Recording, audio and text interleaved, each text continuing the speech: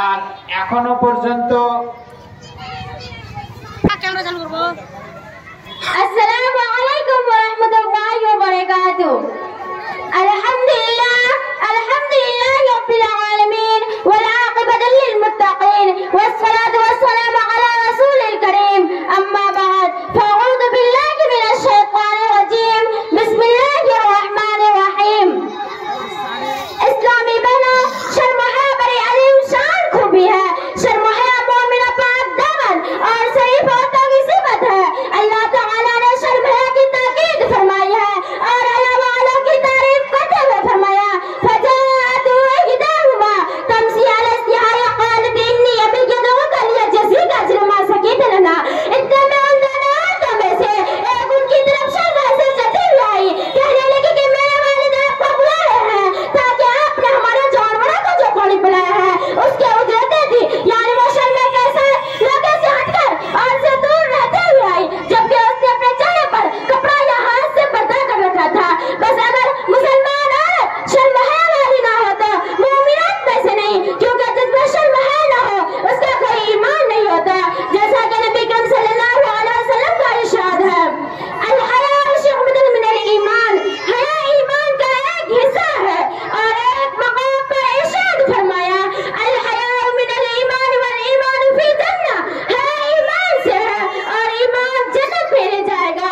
इस्लामी बहनों, हया की 3 सूरतें हैं। नंबर 1 अल्लाह से हया करना, नंबर 2 मुसलमान औरत खुद अपने आप से हया करना, नंबर 3 लोगों से शर्म न करना। अल्लाह से हया का मतलब क्या भी है कि तुम अपने ज़ुबान को हर बुराई, मित्र, गीबत, चुगली, झूठ, दूसरे मुसलमान औरतों से गंदगी, मजाक, इखलाक, खसूस बातों से महफूज रखो। अल्लाह ताला से शर्म का मतलब क्या भी है कि तुम अपने नज़रों को हराम चीज देखने, कानों को लहू वाला और बेहुदा की और बेहया की बातें सुनने से महफूज रखो और औरतों की ऐब और खामियों की दूर लगाने से बचो। जैसा कि नबी करीम सल्लल्लाहु अलैहि वसल्लम का इरशाद है, इस्तहयू मिनल्लाहि हक़्क़ुल हया, हया करो जैसा कि हया करने का हक है। सदर अली वक़ार, लोगों से शर्म का मतलब यह भी है कि तुम लोगों को तकलीफ ना दी जाए और जो चीज उन्हें पसंद ना हो वो ना की जाए और ऐसा काम भी ना करो जो अखलाकी इक़दार और इंसानियत के खिलाफ हो। अपने नफ्स से शर्म का मतलब यह है कि तुम अल्लाह के अजीम एहसानात और फरामनी के बावजूद उसकी इताअत और फरमाबरदारी पर शर्मिंदा हो। इस्लामी बहनों, हमारे सामने ऐसे सासों का मसला है जो आमतौर पर एक ही घर में रहता है या हमें एक ही घर में रहना पड़ता है। ऐसा कौन सा रवैया अपनाया जाए जिससे सासों के फटते हुए झगड़े को खत्म किया जा सकता? अगर सोचा जाए तो 4 उसमें कोई उस झगड़े को खत्म करने में अहम किरदार कर सकते हैं। नंबर 1 माँ के वालिदैन, नंबर 2 बेटा शौहर, नंबर 3 सास ससुर, नंबर 4 बहू। आइए आप देखें इस तनासुर पर किस क्या जिम्मेदारी बनती है।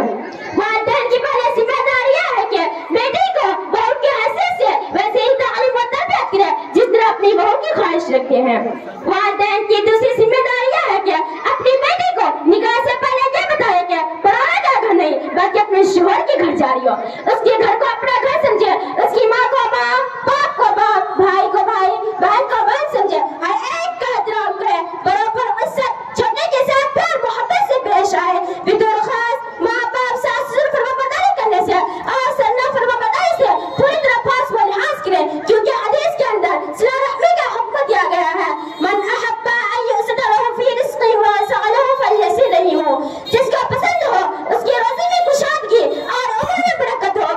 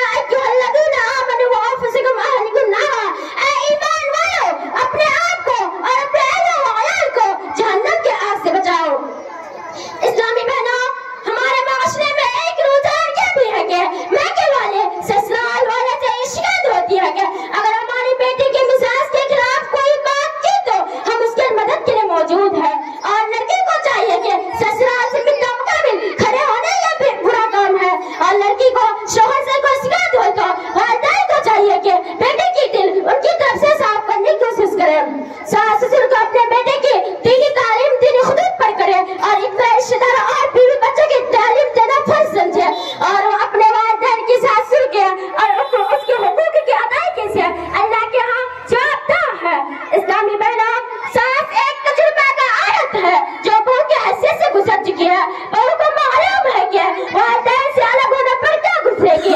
अगर सास अल्लाह से डरने वाली हो तो बहू के साथ शफकत व मोहब्बत के साथ बर्ताव होती है, लेकिन अगर अल्लाह से डरने वाली ना हो तो वह जो चाहते ही करती फिरती है। और अक्सर माशरे में देखा जाता है जहेज लेने या न लेने का मसला साथ सुधरती है, फिर शोर और दूसरे ससुराली लोग साथ के शरीक बन जाते हैं और बहू बेचारी को ताने दे देकर उसका जीना बुद्धो भर कर देते हैं। लेकिन अल्लाह